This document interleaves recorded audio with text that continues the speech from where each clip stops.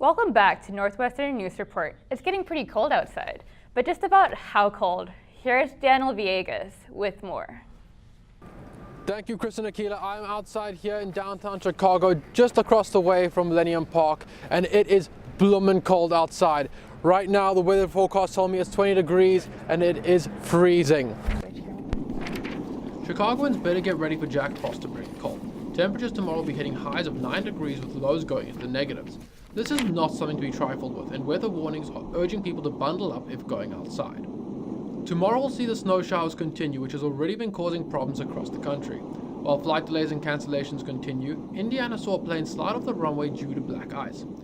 This problem is also affecting the roads, with motorists needing to be very careful when driving. The other big warning is to avoid lakes with thin ice, as Ohio had officers needing rescuing, as did a horse in Pennsylvania.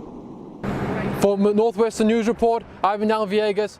We all wish you to stay safe out there. Back to you in the studio. Many wanted to see American Danielle Collins would advance to the 2019 Australian Open Finals Monday. Collins' quarterfinal upset win over Serena Williams set the stage for this semifinal matchup with Petra Kvitova Monday. But Kvitova proved too strong for Collins, dispensing the American in straight sets. Squaring off on the other side of the women's bracket was Naomi Osaka and Caroline Pliskova. Osaka won the match in 3 sets. The win sends the 2018 U.S. Open winner to the first Grand Slam final of 2019. In New England, an orphan bear cub gets a second chance at life. State game wardens are seen rescuing the tiny cub from a tree. Officials say they plan to release the cub in the summer after it hibernates and feeds. Wasn't that bear super cute? The bear was super cute. It is National Peanut Butter Day as well. So we hope everybody goes out and gets some natural. That's all we have for today. I'm Akila Loudon. And I'm Chris Cadeau. Good evening. Welcome back to Medill Newsmakers. We've talked about league bowling and we've talked about college bowling, but now let's talk about casual bowling. A lot of the time I constantly hear people say, I'm not good at bowling. Well, that is about to change. I'm going to give you some tips to help you the next time you hit the lanes with your friends. First, make sure you have a ball that actually fits your hand. I know that's hard to do with a bowling ball you get at the bowling alley, but ideally you should find one that isn't sticking to your fingers but isn't falling off your hand either. And to get the most pin reaction once the ball goes down the lane, your best bet is to use a bowling ball that weighs at least 10 pounds if you can handle the weight. With the increased weight, the ball will push through the pins and hopefully get you to knock down more than you typically would. And finally, when you get to the end of the lane, make sure you follow through with your arm. Instead of extending it straight out towards the lane or stopping your arm at the bottom of the swing, pretend like you're answering a phone like this. By doing this, it will keep your arm in a straight line and get you more towards the target you are facing. That's all the time we have for today. I'm Kristen Keller, and this is Medill Newsmakers. Doug, it's a bit of an old story at this point, but we can't not talk about it. Zion Williamson. After busting open his PG 2.5s just 30 seconds in a Dukes game last week against North Carolina, Zion was diagnosed with a mild knee sprain and listed as day-to-day, which leads to some obvious questions.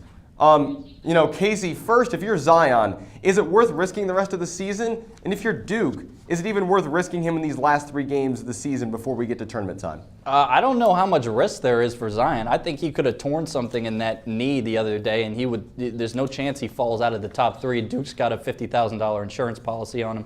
If he slides somehow the top 15, he'll make $8 million. He's going to go in that top 3 slots. I think what's more important right now, and by the way, ESPN has been waiting for him to turn his ankle since he got to Durham so they could have this week of content. I've been waiting for it, okay? It's here, okay? It's way overblown. Duke, let me just say this, be the first person to plant my flag in this. R.J. Barrett is not that good. R.J. Barrett is tunnel vision. R.J. Barrett is selfish. R.J. Barrett is a poor lefty version of Kobe. They need reps with Zion to make a tournament run. He needs to get back on the court before the tournament. Doug, get in here on Zion. Well, first of all, R.J. Barrett is leading the ACC in points per game. So let's pump the brakes on that just a little bit. Let's talk about efficiency. All right, listen. He hasn't passed the ball. If I'm Zion Williamson, I want to finish what I started here. And by the way, Zion Williamson, everything this guy does is amazing. Even his injury was unbelievable. He bursted through that shoe. No one has ever seen that before. We didn't even know it was possible. Listen. Zion wants to finish what he started. It's got to be before. It's got to come back for the tournament. This Duke team will be fine if he comes back for What the did he tournament, and start? they are going to grab this national championship. He started free labor for a semester. That Finish is it. very true. You know, I gotta say, I love the tinfoil hat theory Casey's got about the mothership in Bristol. So Casey, you're getting the point here and the win. 30 seconds. 30 seconds. Wow, once again, I didn't prepare, but let me say, I have seen an awful lot of clips online circulating that LeBron James is A&Ring and producing this next 2 Chainz project that's coming out on Friday, Rap or Go to the League.